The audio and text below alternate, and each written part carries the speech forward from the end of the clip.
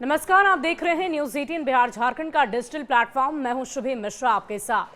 आयकर अधिनियम की धारा 269 एसटी के तहत अगर आप 2 लाख रुपए कैश या उससे ज्यादा लेते हैं तो आपको 100% तक जुर्माना भरना पड़ सकता है।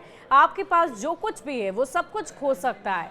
ऐसा हम क्यों कह रहे हैं और इस नियम के तहत क्या कुछ नए बदलाव, नए प्रावधान लाए गए हैं और कैश ट्रांजैक्शन अगर आप करते हैं, किसी से कैश लेते हैं वो भी 2 लाख रुपए से ज्यादा, तो आपको किन किन बातों का खास ख्याल रखना है, इसकी पूरी जानकारी हम आपको इस वीडियो में विस्तार से देंगे। और इसीलिए इस वीडियो को आप जरूर अंत तक देखिएगा और उन लोगों तक जरूर इस वीडियो को पहुंचाइएगा जो अक्सर कैश में ट्रांजैक्शन करते हैं और वो भी लाखों रुपए में। खासकर रियल एस्टेट और इन जगहों पर काम करने वाले लोगों की तरफ से अक्सर देखा गया है कि वो कैश ट्रांजैक्शन करते हैं। ऐसे में उनके लिए ये वीडियो और भी ज्यादा अनिवार्य है, तो पूरी जानकारी लीजिए। आयकर अधिनियम की धारा 269 एसटी के तहत 2 लाख रुपए या उससे ज्यादा कैश एक्सेप्ट करने या किश्तों में ही उसे एक्सेप्ट क्यों ना किया जाए, 100% का जुर्माना लग सकता है। इसका मतलब है कि जितना आपको मिला है वो सब कुछ आप खो सकते हैं। भारत में आज भी कई जगहों पर कैश ही एक्सेप्ट होते हैं। खासकर रियल एस्टेट, बिजनेस डील और सामाजिक कार्यों में ज्यादा कैश का इस्तेमाल होता है। लेकिन कैश लेन देन में कुछ लिमिटेशन पार होने पर आप सब कुछ खो सकते हैं।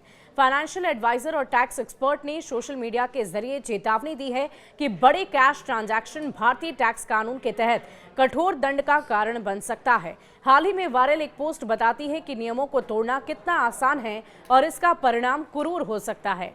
एक्स पूर्व में ट्विटर पर एक पोस्ट में सीए नितिन कौशिक ने लिखा कि 2 लाख रुपए से ज्यादा कैश लेने पर आप सब कुछ खो सकते हैं।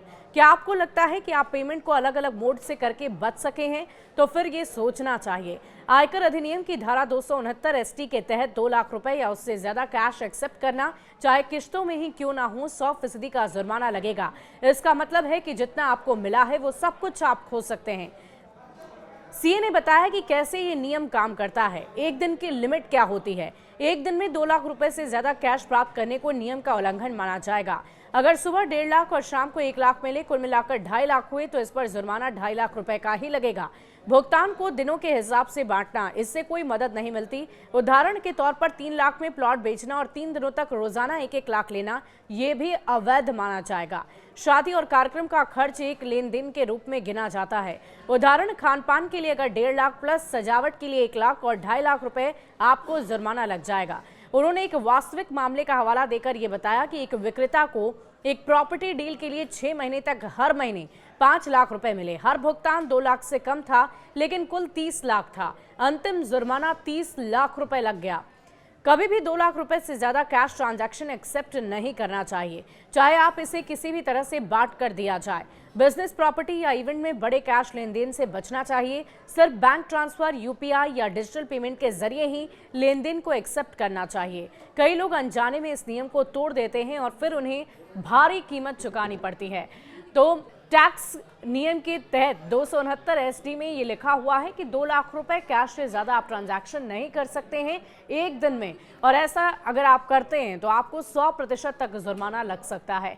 इस वीडियो को ज्यादा से ज्यादा लोगों तक पहुंचाइए ताकि उन तक ये महत्वपूर्ण जानकारी पहुंच सके। शुक्रिया।